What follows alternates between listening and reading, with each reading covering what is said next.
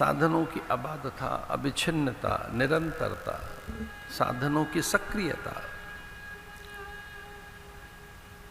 अंतःकरण को निर्मल बनाती है, निश्चल बनाती है।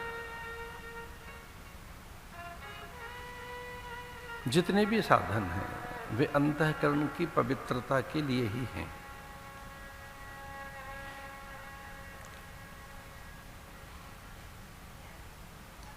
अध्यात्म के विविध साधन, जितने भी उपाय हैं, जितने भी मार्ग हैं, वह ज्ञान योग के आरंभिक साधन हो, साधन चतुष्टय आदि,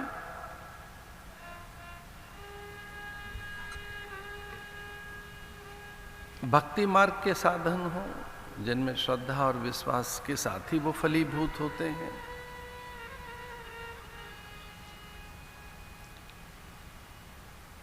कर्म योग के माध्यम से निराभिमानिता, निरहंकारिता आदि,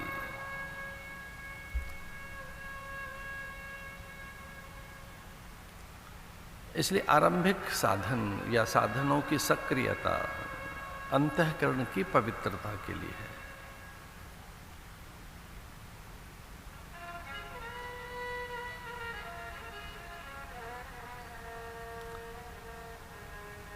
मन की शुचिता के लिए है, बौद्धिक प्रखरता के लिए है, जितेंद्रियता अथवा ऐन्द्रिक संयम के लिए है,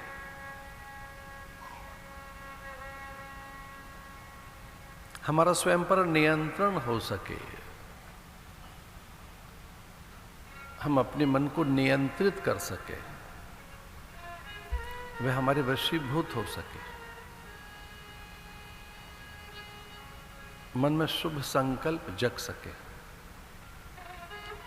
इसे ये सारे साधन शुभता के लिए है, शुभेच्छा के लिए है, सुविचारणा के लिए है, तनुमानसा सत्वापत्ति के लिए है,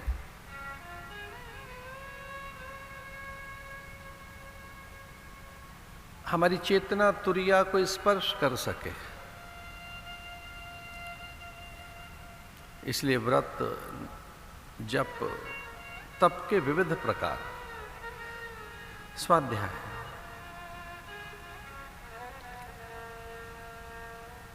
होम, योग अभ्यास,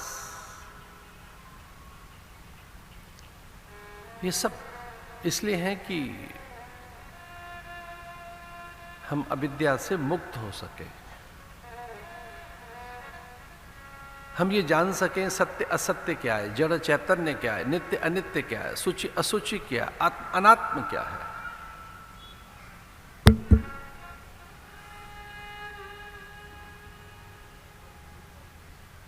हे उपादेय क्या है,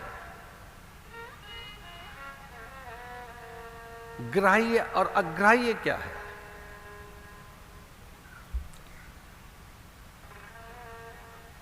क्या अग्राह्य है, त्याज्य, अमान्य, अपूज्य क्या है। इतनी सजगता हम में आ सके कि जो अग्राह्य है, अमान्य, अपूज्य है, निंदनीय है, त्याज्य है, वह ग्राह्य नहीं है, वो स्वीकार्य नहीं है हमें। इतनी सबलता हमारे पास हो, ऐसी सजगता हमारे पास हो, हमारा विवेक स्थिर रह सके, हम उसी को ग्रहण करें जो ग्राह्य है, अग्राह्य, अपूज्य, निंदनीय, त्याज्य के प्रति हम तटस्थ रहें, निरपेक्ष रहें। वो किसी भी प्रकार का विचार, भाव, वृत्ति हो, वो वस्तु हो, और वैसे भी जो अग्राह्य है, अमान्य है, अपूज्य है, वो रहता भी नहीं है।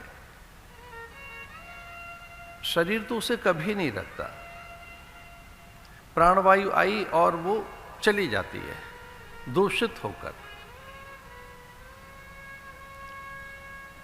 एक शुद्ध प्राणवायु जैसे ही हमने ली, वो फिर अशुद्ध होकर निकल जाती है, कार्बन होकर। प्राणवायु, शुद्ध वायु हमने ली और वो अशुद्ध हेय, अग्राह्य है, वो टिक नहीं सकती।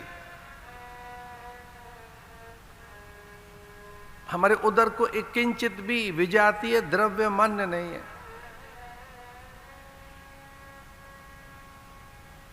जब हमारे उदर को मान्य नहीं है, हमारे मन को भी वो स्वीकार्य नहीं है।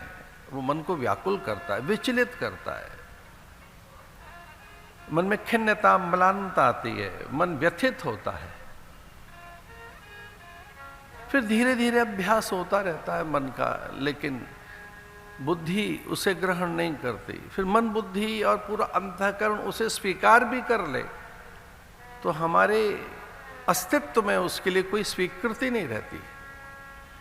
इसलिए हमारा अस्तित्व, हमारी निजता, हमारी सत्ता, हम स्वयं जो असत्य है उसे स्वीकार नहीं करते। जो हेय है, अपवित्र है। चूंकि हम स्वयं में पवित्र हैं, दिव्य हैं, हम स्वयं में शाश्वत हैं,